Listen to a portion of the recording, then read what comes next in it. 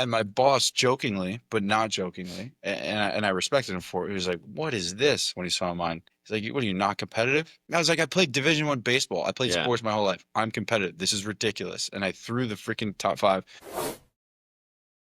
So example that I've given to a lot of people because it's one that I'm embarrassed of, or I was embarrassed, Hmm. and then now I'm like, it's just fact and it's okay. Stryker Orthopedics, or Stryker in general, has utilizes the company called Gallup to give everyone a self-assessment test and all sorts of Okay. self-assessment tests. These Now, are important. yes, now every major large sales company has these assessment tests. I've lost count of how many I've done. Right. Now at Stryker, if you were to walk into the headquarters and you walk through the you walk through the hallways and you peek into different offices, you'll see one consistent thing. On everyone's desk, you'll see like a plaque or whatever that has that person's top five, their top five strengths. So everyone takes a strengths finder Does it have their test. horoscope on there too? Pretty much it's their horoscope. It's like he's a Gemini. So in the strengths finder, there's like 30 something, 32, 33 strengths that you can be. And in the test, it's like, what would you do in this situation, or how do you feel about it this way or that way? That one or that one, that one or that one, over and over again. And it's like, it doesn't want you to think, you shouldn't think, and you just go with it. My guidance to those people who are taking is just like, put your confident sales hat on when you take it. Okay.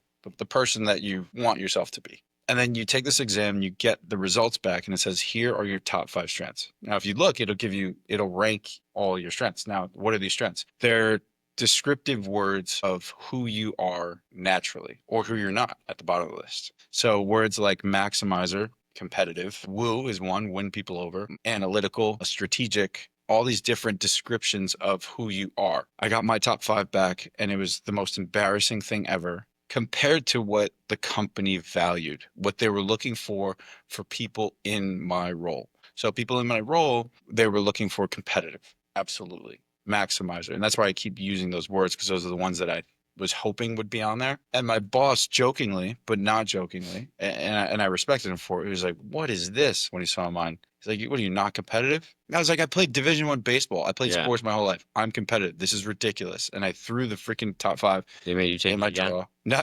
no, they said that's who you are for life. Like there's no retake. That's just who I am. So it was, for me, it was. We rebuke that.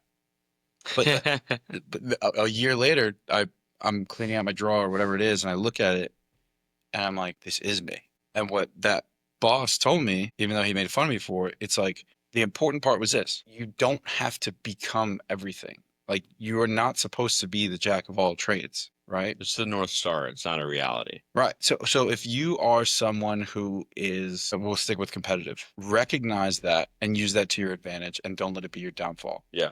If you are not whatever it is, recognize that and don't try and spend your time trying to become that. So for me, focus, context, responsible, analytical, and learner, which is just like, what does that mean? This doesn't sound like a salesperson, but if I use that to my advantage, I recognize that I can get hyper focused. That can be a great trait. That can be a really poor trait. You probably see me spending too many hours in my office and not doing other things because I get hyper focused. I have to recognize it about myself. Context is the past. I need to understand the past. Like, I like, tell me about how you grew up. And like, I feel like I know who I'm talking to. I apply that to a sale. I want to understand what the company, what the organization is intending to do. How did they get here? How did you get into this role? Which tells me where you're trying to go.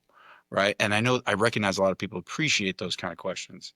Seeing him as a person, where they were, their life, you care about their life. And suddenly I care about your life. This person gives a shit, not just about the sale. Right. I'm going to use that to my advantage as opposed to the competitive guy who's just trying to get the sale. Right. And just wants to win. It's like, no. I'm trying to understand, and then responsibility, all these different things. So taking a step back, it's just recognizing who you are is insanely important. However, when you're fresh out of college, throw yourself out there so that you can get the feedback, which takes years. And the feedback You is need the data listening. You need the data.